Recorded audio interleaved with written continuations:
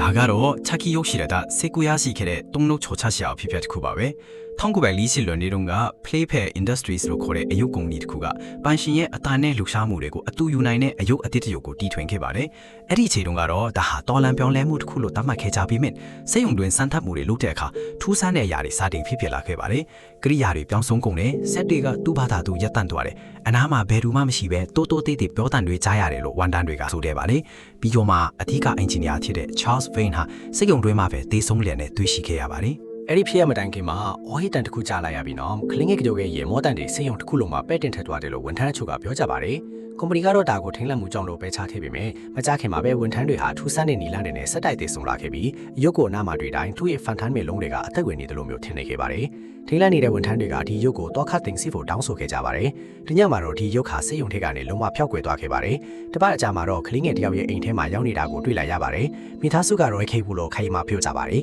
သူဟာအေကန်ထဲမှာထိုင်းနေတာကိုပဲတွေ့လိုက်ရတာပါကလေးငယ်ကသူ့ကိုချက်ကီလို့နာမည်ပေးလိုက်ပြီးသူနဲ့စကားပြောတယ်လို့လည်းပြောပါတယ်အစားပိုက်မှာတော့မိဘတွေကကလေးစီကူးရနေတာလို့ချင်းခဲ့ပေမဲ့တကားတွေသူ့ဘာသာသူပိတ်သွားတာညဘက်မှာမိတယ်မိတ်တုဖိတာတွေကြောင့်ကလေးဟာသူ့အခန်းထဲမှာတယောက်ထဲနေဖို့ကြောက်လန့်လာခဲ့ပါတယ်တညမှာတော့မိခင်တီသူဟာကလေးရဲ့အော်ဟစ်တန်ကြောင့်နိုးလာခဲ့ပါတယ်အခန်းထဲပြီးဝင်သွားတဲ့အခါချက်ကီဟာအဲ့ရပေါ်မှာဓာတ်ကိုကန်ပြီးရက်နေတာကိုမြင်လိုက်ရပါတယ်ကလေးငယ်ကသူကမိမိအလက်တဲလို့တူတူလေးပြောလိုက်ပါတယ်ချက်ကီကမိခင်ဖြစ်သူစီလှည့်ကြည့်ပြီးရေမော်ကပတင်းပေါ်ကနေခုန်ချသွားခဲ့ပါတယ်